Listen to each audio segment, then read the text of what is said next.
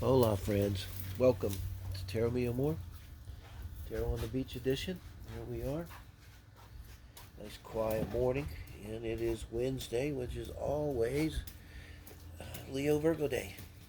And now we're going to do, and whereupon we do our heart and single spreads, okay? Now we're going to do our little smiley face. We're going to do our single spread here, the four pillars, for our Leo friends. I already shuffled, put a little energy on them.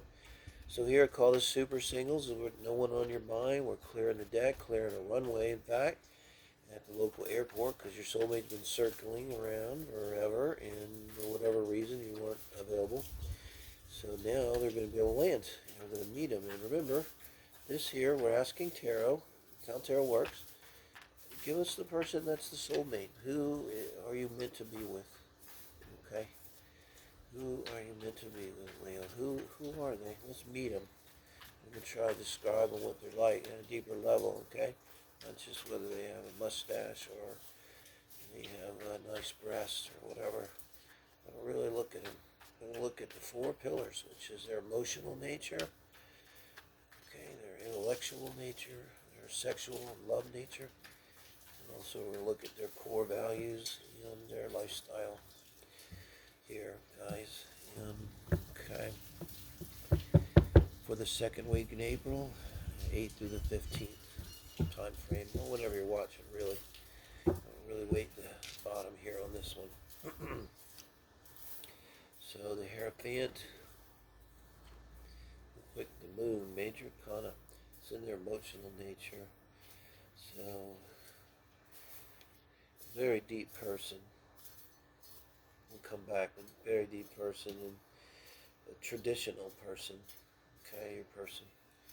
They may even be in a traditional religion or in some way they're just a traditional person, believe in mother, home, and family. And in the intellectual position, magician, and wow. So you read this a little different, so we'll get back. Wow. Okay. Genius. Your person is can bring it. Okay.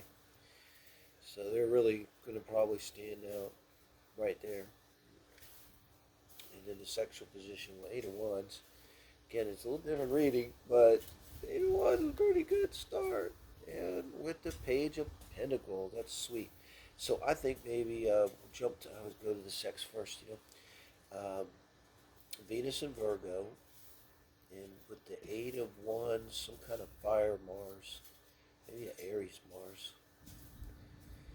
Could that work in a Venus and Virgo? You could have a Venus and Virgo and a Leo Mars.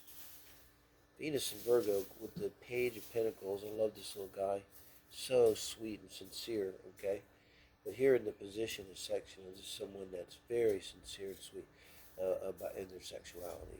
They're very a little bit maybe innocent. They may not have had a lot of experience or maybe much as you, um, but they're with the Eight of Wands. I mean, they're very passionate too. But their passion comes from a very, very sincere place. Very beautiful. So Ten of Pentacles, this is very nice, and they might be wealthy. Okay. And the Wheel of Fortune. And maybe not, because they lost it all. But again, it's a little bit different, more interpretation. So, a second here, Leo.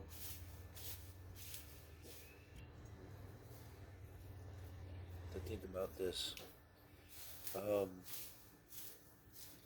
So, in their lifestyle and core values, with the Wheel of Fortune and the Ten of Pentacles, always look for stories they're going to tell.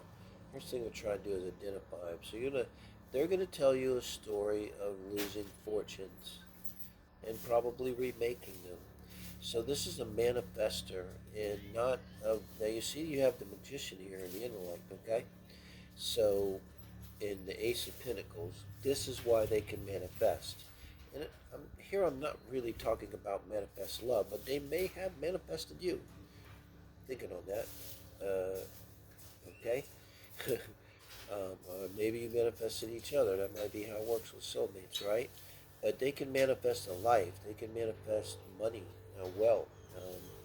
And they ain't too worried about it. Like if they have a business go under, it's probably a corporation, and they have lawyers, and they move on and get new investments and start a new business. And I think that they're lucky. They're going to tell you a story. They kind of been lucky, like they kind of land on their feet when they get knocked down. They land in a good place. They get blown sideways, not blown down. And I think you're really going to get a story like that. Man, let me know, guys. I swear I hear that coming. Now, they're a traditional person, um, so home, country, family is important to them. Um, with the Hierophant too, could be like a Taurus moon uh, that they might have. Could be a Cancer moon or Pisces too, but um, the overall energy above, I'll look at that more. Um,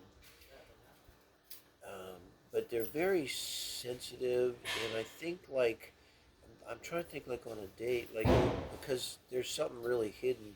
There's so much more to them beneath the surface, and um, I think they may too with the moon and the hierophant.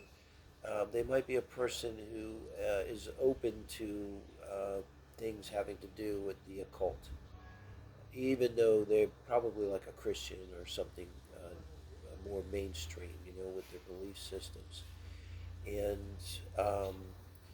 they don't. There's a little bit of opposite energy here too, because to me, the moon in this emotional position is kind of being prone. Remember, this is your person, so everybody's human, but they could be prone to like depression, are prone to being emotionally vulnerable.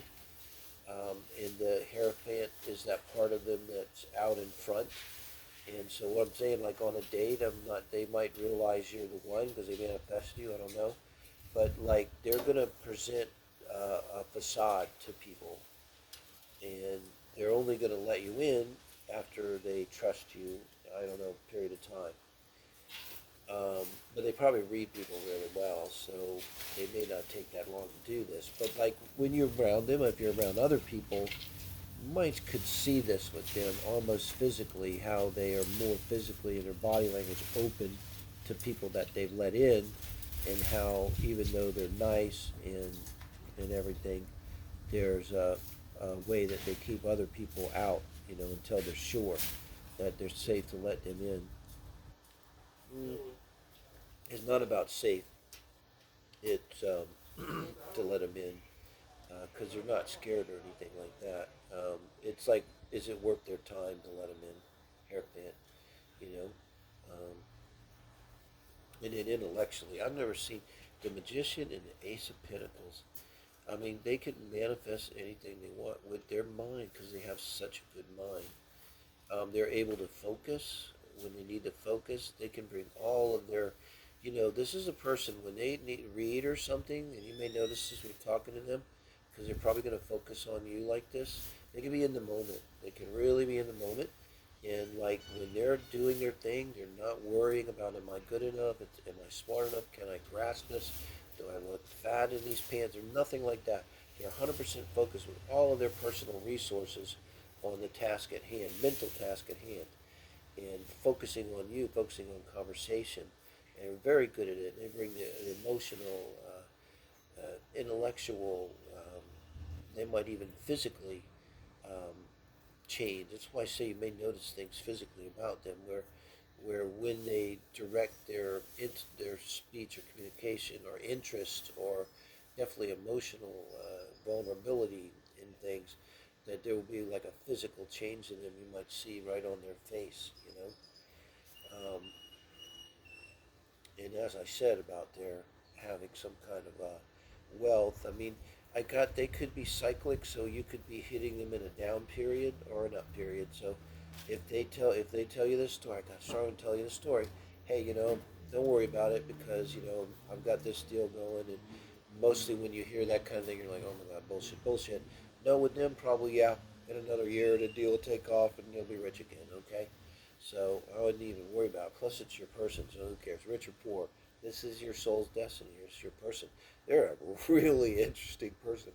And the things that are in their mind, I mean, I think like almost like a magician, like, too, when they talk, you might just kind of be a little spellbound. Like everyone might be a little spellbound. when they talk. You see the magician. I almost see them talking or using their hands.